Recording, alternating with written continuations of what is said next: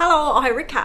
今日咧同大家嘅分享咧係以一個漏水檢測專家嘅角度，同大家深入咁樣講解漏水糾紛當中苦主最常遇到嘅問題，就係用咩專業方法取證打贏官司。漏水唔單止係樓上滴水落嚟咁簡單嘅喎，好多苦主咧告咗幾年都未有結果。今日咧我哋就從一個專業嘅測量師角度帶大家拆解漏水嘅真相。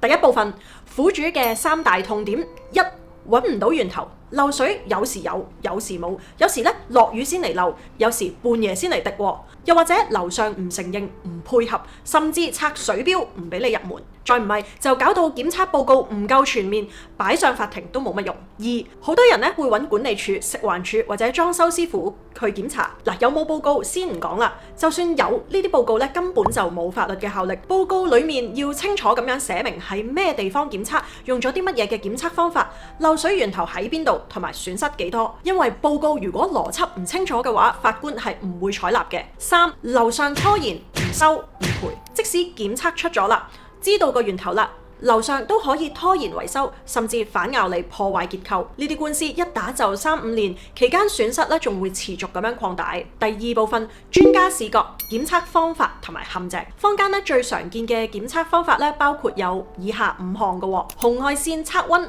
導電壓濕度計、試水測試或者俗稱嘅色水測試、微波斷層掃描，仲有谷磅測試或者加壓測試。但係咧每種方法都會有局限性，例如色水測試嘅粒子太粗，可能會俾樓層之間嘅石屎過濾唔準確；而微波掃描咧會俾鋼筋影響，往往會跳過咗鋼筋區域，咁檢測出嚟嘅結果咧就會冇咗關鍵嘅證據。而紅外線加濕度計，如果測試時間唔啱咧，可能完全測唔到嘅喎。所以講到底，最關鍵嘅必須要由持牌嘅水喉匠或者註冊測量師操作，呢啲報告咧先能夠上到法庭㗎。第三部分就係兩個真實嘅案例去拆解。案例一咧就係銀鳳街住宅漏水，歷時8年，苦主嘅痛點咧就係漏水多年，樓上都唔承認，又冇影相做證據，只能夠靠現場報告。咁專家嘅做法咧就係聯合測試入邊咧，發現咗樓上係4個劏房、4個廁所。咁色水測試之後咧，就喺樓下同一個位置出現咗4種顏色，去證明咧去水喉出現咗問題。結果咧報告清晰咁樣指向咗樓上嘅責任，最終咧法庭都判決賠償㗎。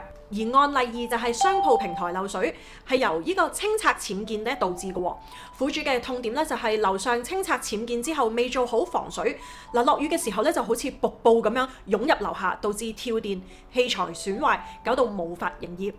咁專家嘅做法就係通過現場嘅記錄、試水測試、紅外線比對，證明咗咧係樓上嘅防水層同埋去水喉同時失效。結果咧，法庭就命令樓上立即維修同埋賠償損失。第4部分，解決方案同埋建議。一、第一時間咧記得請專業嘅測量師介入，唔好淨係揾管理處或者裝修師傅，要有註冊嘅測量師或者政府認可嘅人士去出報告。2、全面取證，唔止係影相，記得咧要包括埋測試前同埋測試後嘅紅外線、濕度等等嘅數據，試水嘅視頻、現場環境照。報告咧要有排除其他可能性，而且咧邏輯要清晰。3、法庭嘅命令係最好嘅武器嚟㗎啦！如果樓上唔配合，可以申請法庭命令強制檢測。法官咧可以命令樓上打開水錶，配合谷磅測試。4、最緊要係報告必須要由可以上庭嘅專家簽署，包括註冊測量師、註冊工程師或者政府認可嘅人士，先至具有法律嘅效力。嚟個總結，漏水唔係斷估冇痛苦，係要用科學嘅方法、法律嘅思維去證明㗎。業主咧一定要有系統咁樣取證，報告先至經得起法官嘅質問同埋考驗。如果你都有漏水嘅困擾，歡迎留言分享你嘅情況，我哋會選取經典嘅個案進行分析㗎。拜拜。